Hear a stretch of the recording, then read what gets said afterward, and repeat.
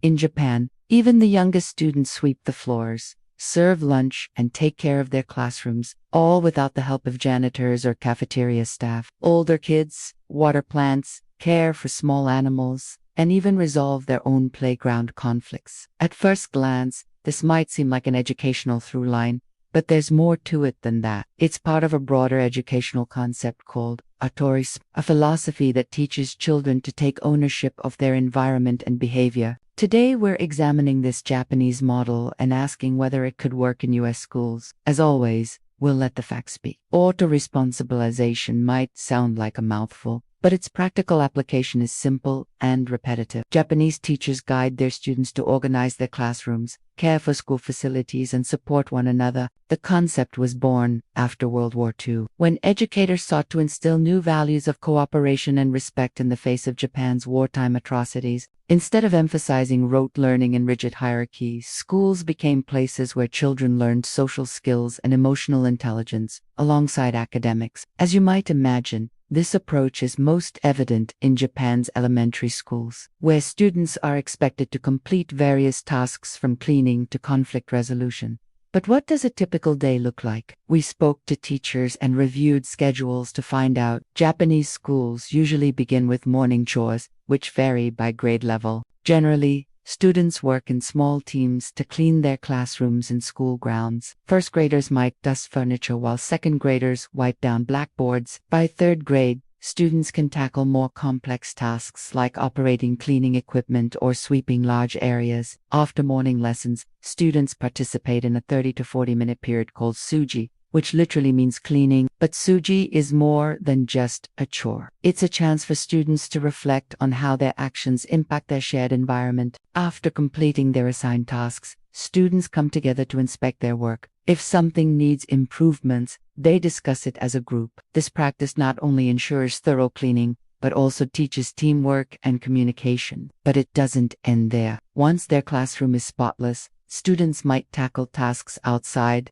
like watering plants, caring for animals, or tidying up the playground. Some schools even assign longer-term responsibilities, like having a student monitor the school garden throughout the year. As lunchtime approaches, students transition to kushoku, the mealtime routine. Here, students take on different roles. Some prepare and serve dishes, while others assist their classmates. In many schools, teachers eat with their students, fostering a sense of community. Kushoku isn't merely about nutrition. It's about teaching gratitude for the labor involved in preparing a meal. Students learn to appreciate those who contribute to their daily sustenance and develop empathy for others who face hunger around the world. Finally, students wind down the day with more classroom chores, ensuring everyone does their part to maintain order and cleanliness. When asked about the system's effectiveness, Japanese teachers generally express satisfaction. They highlight improved classroom dynamics, less time wasted on conflicts, and a stronger sense of community. Of course, not every school or classroom implements these practices equally well, but the concept is widely embraced in Japanese education. But why stop at tidying up? Japanese schools also encourage students to manage themselves and resolve conflicts without adult intervention. For younger students, this might mean helping a classmate who falls on the playground or sharing toys during recess. As students grow older, they confront more complex challenges, like managing disagreements within their peer group. In cases of conflict, teachers often take a non-interventionalist stance, allowing students to find their own solutions. This practice fosters critical thinking, communication, and problem-solving skills. It also encourages empathy, as students learn to see situations from different perspectives, and when issues arise that need whole class attention, students often lead the discussion. Through initiatives like class meetings, they collectively set rules and solve problems, turning potential crises into opportunities for growth. So far, we've seen how Japanese schools incorporate chores and conflict resolution into their daily routine. But what's the bigger picture? What are the goals of this approach, and how are they being achieved? To understand the system's goals, it's essential to look beyond mere cleanliness or order. It's about instilling values that shape responsible, empathetic citizens. Central to this philosophy is the concept of wa, which roughly translates to harmony, but encompasses deeper meanings of group solidarity and cooperation. For instance, in kushoku, Students don't just eat lunch, they learn to appreciate the effort behind their meal and connect with their classmates and teachers. Similarly, in Suji, students don't just clean, they learn to work together and communicate effectively. Moreover, this approach fosters personal accountability. Students internalize the importance of contributing to their shared space, understanding that their actions affect the entire class. But how do schools measure success? Surprisingly, it's not through grades or test scores, but through less quantifiable measures like classroom atmosphere, student initiative, and conflict resolution skills. Ultimately, this system aims to nurture students who understand the value of community, cooperation, and shared responsibility.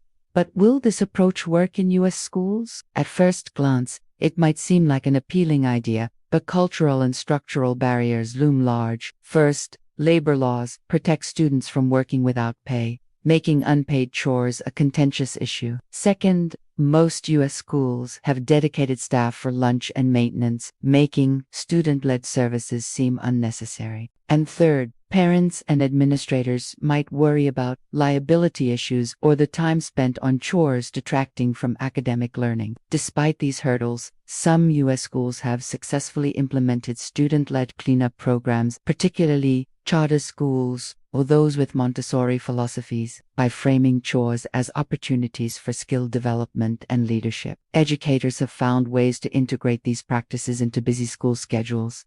But what about the potential benefits? Proponents argue that such a system could foster greater respect for school property, reduce the need for punitive disciplinary systems, and develop soft skills like cooperation and empathy. Additionally, it could cultivate a stronger sense of school community, which benefits both students and staff. Some American teachers already encourage classroom jobs, but this approach takes it further, involving the entire student body in shared responsibilities. Of course, critics caution that such a system could be too rigid, placing undue burdens on children and reinforcing conformity over individuality. Moreover, a significant concern is that it could become a cost-saving measure, shifting tasks from paid staff to unpaid students, which would be unethical and potentially illegal. Before considering this model, it's crucial to address these concerns head-on, ensuring that any changes benefit students and don't exploit them. If that's done thoughtfully, it could be a refreshing change for U.S. schools.